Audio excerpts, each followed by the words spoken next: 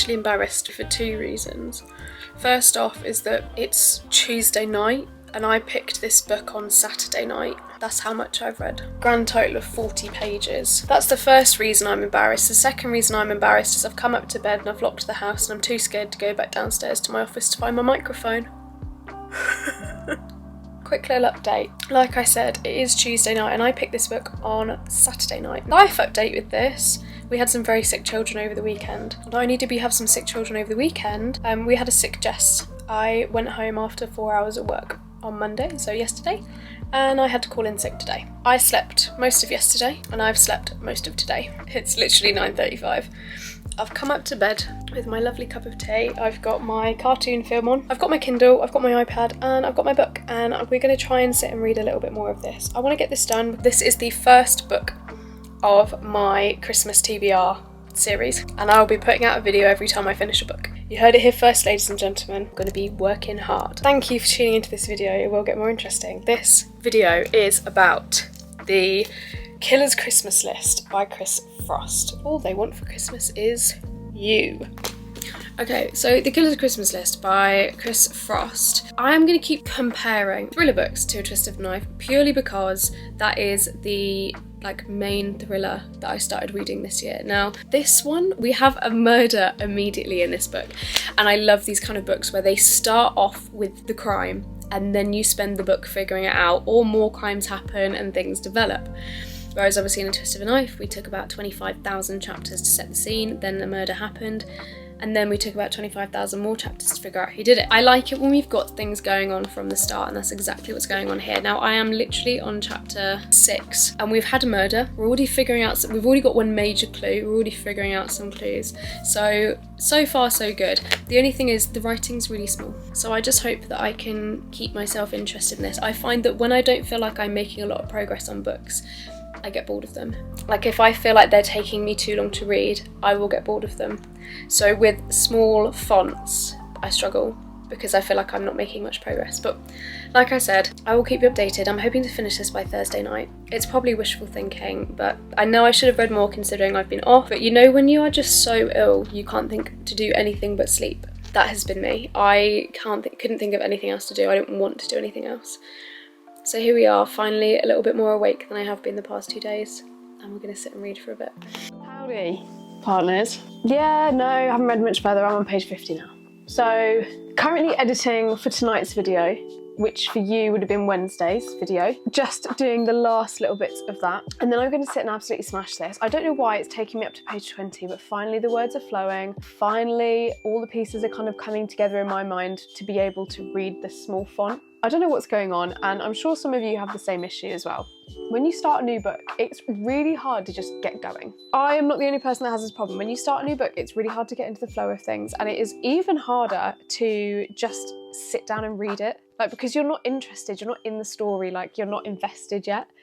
And I'm really struggling at the moment to do that with these new books. But I'm glad I've continued with a thriller, because this was literally a book I got on Christmas Day last year and I've not read it yet. And I'm slightly ashamed. So I'm glad I've started reading it this year. It's taken me, like I said, up to chapter 9 to be able to feel just that little bit invested, a little bit more like, oh, what's going to happen? I kind of want to pick this up kind of vibe. So let's see how this goes for the rest of the day. Like I said, I'm going to finish off editing and then we're going to sit down and just read. Just going to sit down and smash it. I have some Christmas presents to wrap. That is literally not even half of it. The rest of it's downstairs. I just got the bits out that I'd hidden the other day. And I'm going to sit and wrap the kids' Christmas presents. I'm so excited. This is their first Christmas with us, properly. Not Christmas with us. So they're spending their Christmas with their mum. So we are having our own separate little Christmas day on Boxing Day. I'm so excited. I'm going to be wrapping the children's Christmas presents. We're going to be reading. I'm going to try and see if I can find this on Libby, because I really want to listen to this on audiobook. I have a feeling it would go so much quicker and it would just sound better, but we'll see what I can find. I shall catch up with you in the later hours of the evening.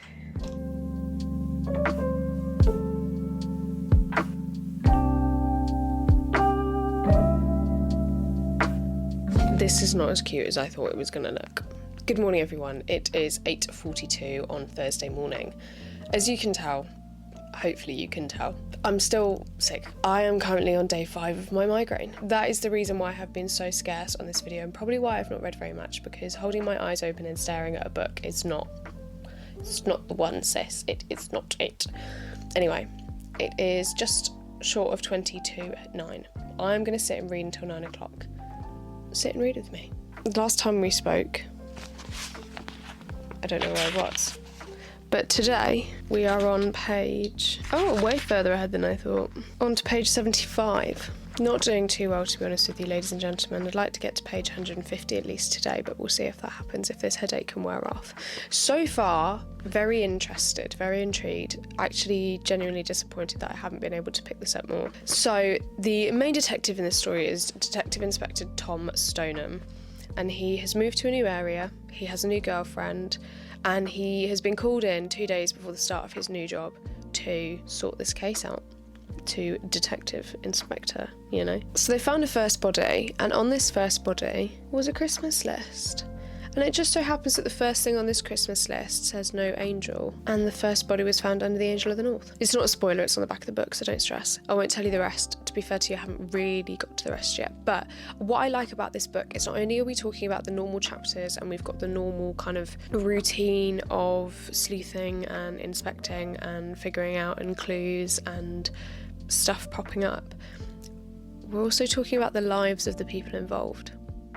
So we've had something pop up about Lauren, who is another detective sergeant, and we've had stuff pop up about Tom. I feel like there's going to be side mysteries that may or may not be connected to this one way or another. I think at the moment we're going through all the clues, we're trying to figure out what's going on, but we're looking at all the clues, all the wrong clues at the moment. You know, you've got to go through all the clues to get to the right one that goes, who done it? Do you know what I mean? At the moment we're on the ones that's like, well, it's not them, is it? But we don't know that yet because we've got to check through them. So let's read until 9 o'clock. Let's see how much we can read until 9 o'clock. I doubt it'll be very much because you can probably tell by the fact that my eyes aren't all that open, is that I'm in pain. I'll see you in a bit.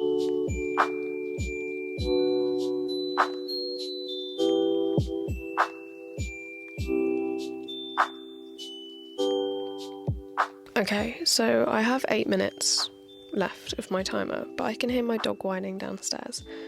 So I think it's probably time we go let him out for a wee. I'm now on chapter 14, page 81. I don't know how much I've read. I can't remember what I said, to be honest with you.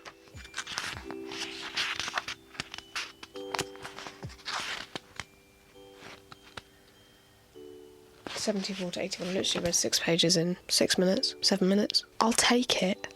Do you know what? I'll take it. If that's my reading speed, I'll take it. I'm just going to have to let this timer run because I need to go let this poor doggy out for a wee-wee before he explodes. I have a feeling that I'm going to catch up with this today. It's flowing really nicely all of a sudden. I'll catch you downstairs when I'm reading again.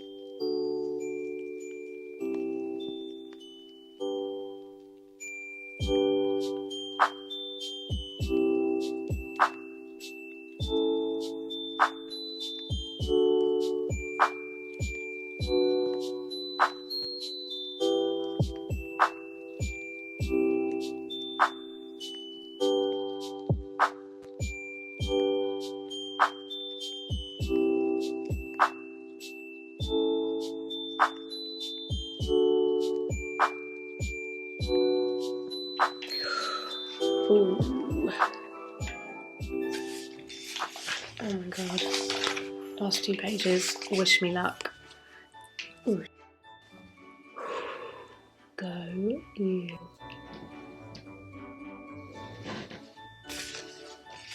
No. It was the brother. There needs to be more. I'm so annoyed that I couldn't read this properly in the week because I wasn't very well. I'm still not, but here we are actually having finished the book. I think I need some time to process, but I'd like to say this is at least a 4 stars. Like, the twist had me in a tailspin. Absolute tailspin. And you know what? I love these types of thriller books, because there was something going on the entire way through the book. It wasn't like we had to set the scene and then wait for something to happen and then follow a few clues and then there was some like big theatrical, here's the twist and then here's the life after. Like, everything was going on every single page right up until the end. And there was some side stories as well that really made the book feel real. So, Chris Frost, you've done it. First book in our December TBR ticked off. This was honestly so good.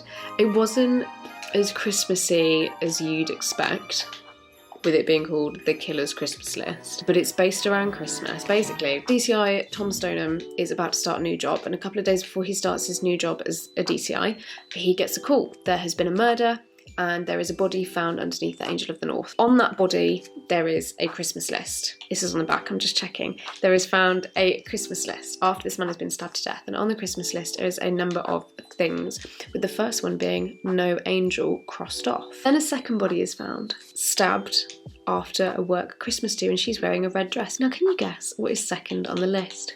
A red Christmas dress. So obviously you can tell where the story's going to go, or can you? Because I definitely didn't. I had no idea that we were going to end it here. This is such a good standalone, because like, here's me thinking that, oh, maybe there should be more, but now I'm thinking about it, I just love it when a book has you like shocked and in awe, and that was honestly so good. I really struggled to get into this, and I wouldn't put it down to the book, purely down to me being in a slump physically, just generally in a slump because of my cold. Having sat down and read half of this book tonight, because when I started this evening, I think I was on chapter 25. So I've read literally half of this book while I was at work this evening, and you've just seen me read literally the last chapter, the epilogue, and the bonus epilogue. I couldn't be happier that this was our first book of the month. Wow. On that note, tune in on Wednesday to see me pick the next book. I have no idea what it's going to be. I'm very excited though. If this is anything to say how the rest of the month is going to go, then I hope we're going to have a good month. Like I said, thank you so much for watching. Please like, subscribe, turn those notifications on, come back on Wednesday. I'm going to try and film a video every Wednesday, Saturday kind of thing, or Wednesday, Sunday, we'll see, because it takes me around 3 to 4 days to read a book, depending on the size.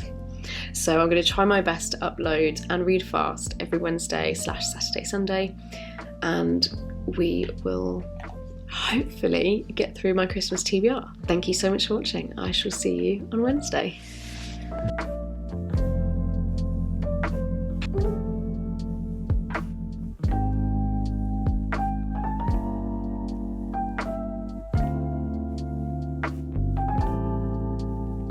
This video is going out on Saturday, so it's Saturday that you're watching this.